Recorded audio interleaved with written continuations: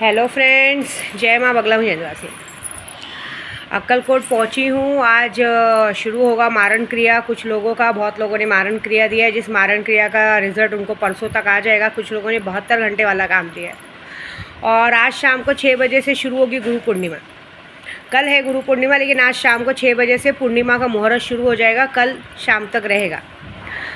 कल गुरु पूर्णिमा के दिन सुबह स्नान का शुभ मुहूर्त है, सुबह 5 बजे। अगर आपको गुरु पूर्णिमा का दिन आपको अपने गुरु की पूजन वूजन करनी है तो सुबह 5 बजे ही स्नान कर लीजिए और 7:30 बजे से लेके 9 बजे के अंदर अपने गुरु की पूजा कीजिए। बाकी तो दिन भर तो करते ही हैं, लेकिन सबसे बड़े गुरु हमारे घर में भगवान के सामने पहले गुरु के नाम की अर्चना करके, गणपति जी की पूजा करके, है ना, महादेव की पूजा करके फिर हम आगे की वो काम शुरू करते हैं। ऐसी बात है। बाकी आज होगा मारण क्रिया। मैं देख रही हूँ कि जब मैं मारण क्रिया पे किसी का नाम लेती हूँ तो वो लोग मेरा व्हाट्सएप का स्टेटस बरोबर देखते हैं और स्टेटस देख के ये जताते हैं कि मैं तो जिंदा हूँ, मैं थोड़ी ना मरा हूँ, कोई टेंशन नहीं। तुम्हारे साथ अब जो हो रहा है वो देखो। पहले इंसान क्या थे और आज तुम लोग क्या हो वो देखो। पहले मैंने तुम्हारा हालत क्या कर दिया है। और एक बात बताओ, दीमक है ना, लकड़ी के अंदर घुसती है तो धीरे धीरे घुस के दीमक लकड़ी को खाती है। तुम्हारे साथ भी वैसे होगा। जब दीमक तुम्हारे अंदर घुसेगी और धीरे धीरे तुम्हें खाएगी ना तो पता चलेगा। जब वादा किया है ना, होगा वही। बीच का हाल शायद भूल गए हैं। एक बार हार्ट अटैक आ चुका है, ये आ चुका है, लेकिन तो भी क्योंकि बात ऐसी ही रखी, जब इंसान हमें बहुत घमंड में बात करता है ना तो उसका घमंड तोड़ना बहुत ज़रूरी हो जाता है। ऐसी बात है। हम आपको सर झुका के बात करें और आप लोग उसी सर को, झुके हुए सर को फुटबॉल समझ के लात मारे, सामने वाले की इज्जत ना करें। साले चमड़ी चोर लोग, मादर चोत। हाँ, ज़िंदगी भर अपनी औरत के अलावा दूसरों की औरतों पे नज़र रखने वाले भड़वो। हाँ, आज तुम्हारे खुद के बच्चे तुम्हारी इज्जत नहीं करते। बाहर गाँव बैठने के बाद भी तुमको खर्चा पानी के लिए पैसा नहीं भेजते, तुम्हारी औकात निकाल देते, तुमसे इरिटेट होते हैं।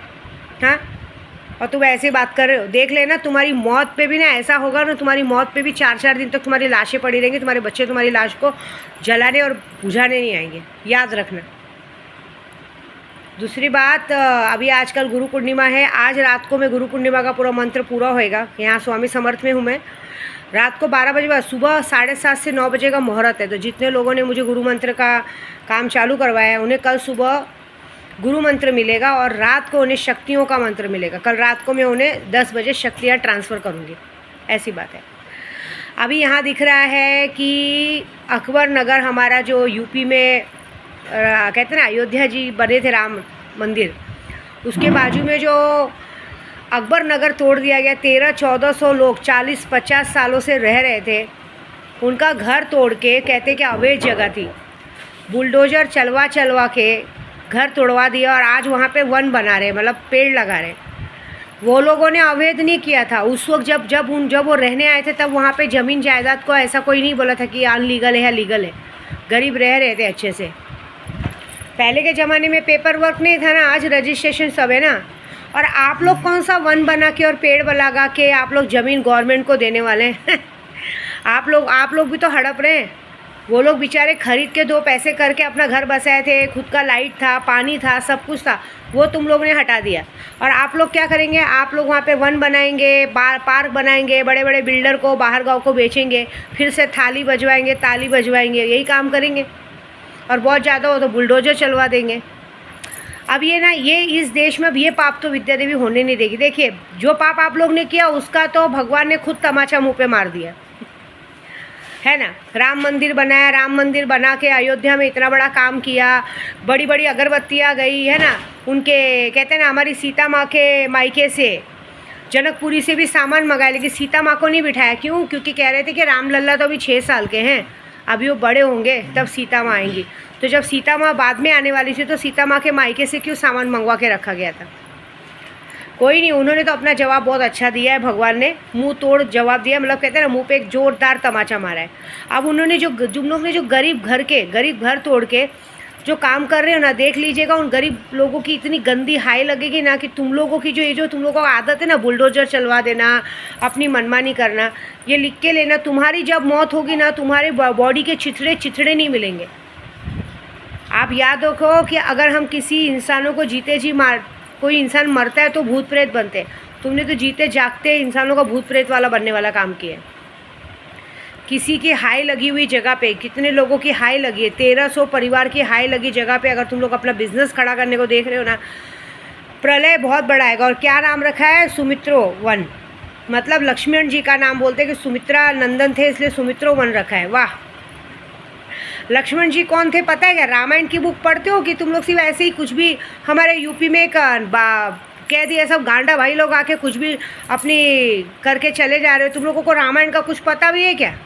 हाँ, सुमित्रा नंदन श्री लक्ष्मण जी शेषनाग थे। आज हमारी पृथ्वी जो सही सलामत है ना, वो शेषनाग जी के सर पे है। माँ पृथ्वी का कहते हैं ना राजरथ शेषनाग जी ने अपने सर पे रखा है। जिस देख एक बार जब भूकंप आ जाता है ना, जब वो सांस लेते हैं ना, थक जाते तो आता है। और जब उन्हें पता चलेगा कि मेरे नाम पे वन बना के जिस जगह पे गरीबों के झोपड़े तोड़े गए उधर मेरा नाम डाला जा रहा है, याद रखना ऐसा भूकंप आएगा ना, ये लिख के लेना मेरी जुबान कि पता चलेगा। क्योंकि लक्ष्मण जी बहुत गुस्से वाले थे। रामायण जो कहते हैं ना, जब राम जी का जन्म हुआ था तो लक्ष्मण जी उनके छोटे भाई थे। तो ये सब जो उन्होंने सीता जी वन में घूमी, ये सब उनको लक्ष्मण जी को पसंद नहीं था।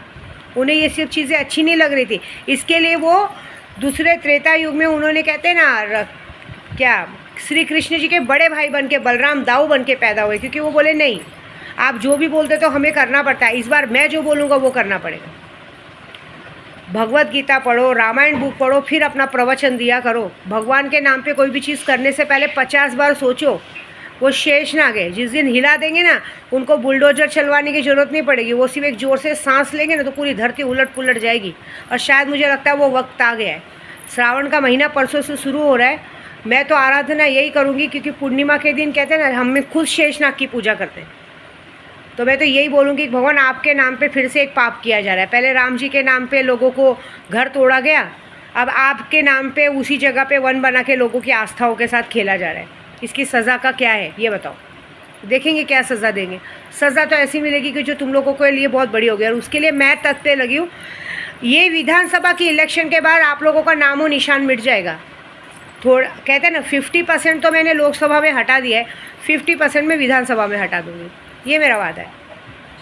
ये देख लेना, ये पूरा जगह पे होगा कि विद्या देवी ने जैसी लोकसभा का हटा है ना, विधानसभा के हटने के बाद ये चैप्टर ही ख़त्म हो जाएगा। आप देख लेना आने वाले कई सालों तक तो कोई पहचानेगा भी नहीं कि कोई ऐसे नाम के इंसान थे या जन्मे थे। हम कर्म से आगे बढ़ते, जन्म से नहीं। भगवान हमें जन्म देते, लेकिन अगर हमारे कर्म खराब रहेंगे ना तो भगवान हमारे अस्तित्व मिटाने में ज़रा भी टाइम नहीं लगाता। और अब इस वक्त आ गया है, पाप का घड़ा भर चुका है और अभी टाइम आ चुका है कि अस्तित्व मिटना है। क्योंकि सारे देवी देवता यूपी में, और अब आप लोग हमारे यूपी वालों को बदनाम करने पे लग चुके हो। तब अब आप लोगों को इस बात का सबक देना बहुत ज़रूरी। तो अब मेरी माँ विंध्यवासिनी और कहते हैं ना भोलेनाथ बैठे हैं, तो जब काशी विश्वनाथ बैठे हैं तो तुम जैसों की तो चलने देंगे नहीं। अब मज़ा देखो क्या होता है। आने वाले 72 घंटों में जो वहाँ शुरू होगा, आंधी तूफान भूकंप, अगर उसको रोक पाए तो रोक लेना, तब मैं मान जाऊंगी।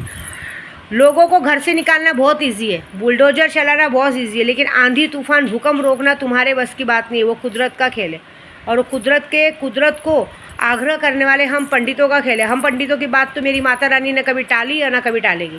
तो वेट, आने वाले 72 घंटों के बाद जो होने वाला है उसके लिए तैयार रहना बस। ठीक है, जय माता दी।